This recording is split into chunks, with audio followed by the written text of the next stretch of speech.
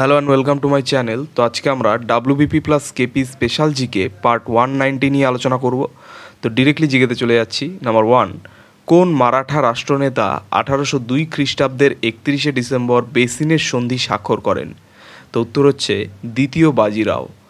Next number 2, অমরা Nayka ব্যবস্থা ভারতের কোন সাম্রাজ্যবাদী শাসকদের অসাধারণ রাজনৈতিক উদ্ভাবন ছিল? তো এটা হচ্ছে বিজয়নগরের কথা বলা হচ্ছে। নেক্সট নাম্বার 3, ফ্রাঙ্কোইজ বার্নিয়ে কার চিকিৎসক ছিলেন? তো ফ্রাঙ্কোইজ বার্নিয়ে ছিলেন যুবরাজ দারাশিকোর চিকিৎসক। নেক্সট নাম্বার 4, নিম্নে ব্রিটিশ সংস্থাগুলির মধ্যে কোনটি সুরজমূল ও নাগরমূল গোষ্ঠী দ্বারা গ্রহণ করা হয়েছিল?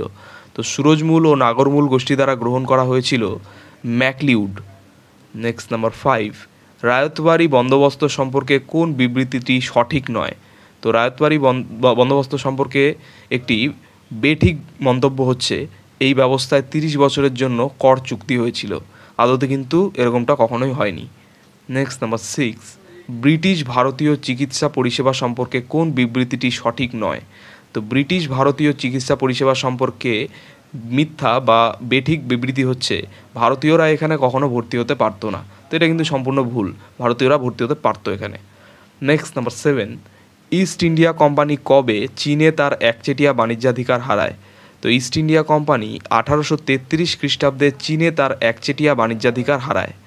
নেক্সট নাম্বার 8, অসহযোগ আন্দোলন কোন সালে সাময়িকভাবে মুলতবি রাখা হয়েছিল? তো অসহযোগ আন্দোলন 1822 সালে সাময়িকভাবে মুলতবি রাখা হয়েছিল।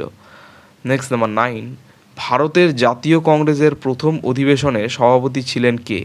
তো ভারতের জাতীয় কংগ্রেসের প্রথম অধিবেশনে সভাপতি ছিলেন উমেশচন্দ্র ব্যানার্জি।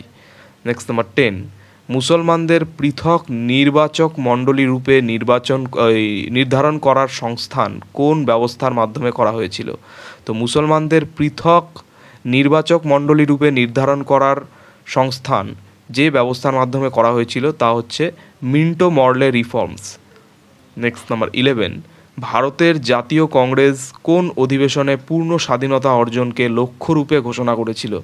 তো ভারতের জাতীয় কংগ্রেস যে অধিবেশনে পূর্ণ স্বাধীনতা অর্জনকে লক্ষ্যরূপে ঘোষণা করেছিল তা হচ্ছে লাহোর অধিবেশনে 1929 সালে। নেক্সট নাম্বার 12, সিন্ধু সভ্যতার কোন নগরীতে বৃহত্তম শিলালেখ পাওয়া গেছে? তো সিন্ধু সভ্যতার ধোলাভিরা নগরীতে বৃহত্তম শিলালেখ পাওয়া গেছে। নেক্সট নাম্বার 13, মোপলা অভ্যুত্থান ছিল মূলত একটি কী? তো মোপলা অভ্যুত্থান ছিল মূলত একটি কৃষক আন্দোলন। নেক্সট নাম্বার 14, ঈশ্বরচন্দ্র বিদ্যাসাগর বেদের কোন অংশ থেকে তার বিধবা বিবাহ আন্দোলনের সমর্থনে যুক্তি লাভ করেছিলেন? তো ঈশ্বরচন্দ্র বিদ্যাসাগর বেদের পরাশর সংহিতা থেকে তার বিধবা বিবাহ আন্দোলনের সমর্থনে যুক্তি লাভ করেছিলেন। নেক্সট নাম্বার 15, কে সর্বভারতীয় খিলাফত সম্মেলন অর্থাৎ 23শে সেপ্টেম্বর 1919-এ যেটা সংগঠিত হয়েছিল তার সভাপতি নির্বাচিত হয়েছিলেন? তো মহাত্মা গান্ধী সর্বভারতীয় খিলাফত সম্মেলনের সভাপতি নির্বাচিত হয়েছিলেন।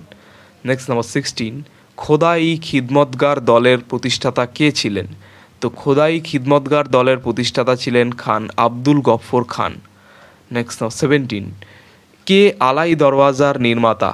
তো আলাই দরওয়াজার নির্মাতা হচ্ছেন আলাউদ্দিন খিলজি।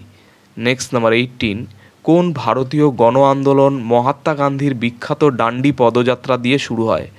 তো যে ভারতীয় গণ আন্দোলন মহাত্মা গান্ধীর বিখ্যাত ডান্ডি পদযাত্রা দিয়ে শুরু হয় তা হচ্ছে আইন অমান্য আন্দোলন।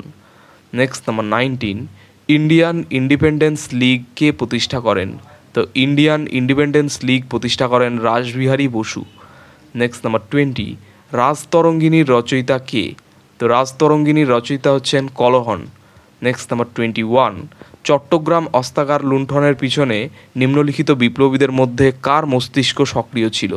তো চট্টগ্রাম অস্ত্রাগার লুণ্ঠনের পিছনে বিপ্লবীদের মধ্যে সবথেকে বেশি সক্রিয় ছিলেন হচ্ছে মাস্টারদা সূর্য সেন। তো এই ছিল 21টি খুব গুরুত্বপূর্ণ প্রশ্ন উত্তর আমাদের WBP plus KP special GK part 190 নিয়ে। তো চ্যানেলটি ভালো লাগলে অবশ্যই সাবস্ক্রাইব করবেন এবং পরবর্তী আপডেটগুলি পাওয়ার জন্য অবশ্যই নোটিফিকেশন বেলটি অন করে দেবেন। ধন্যবাদ।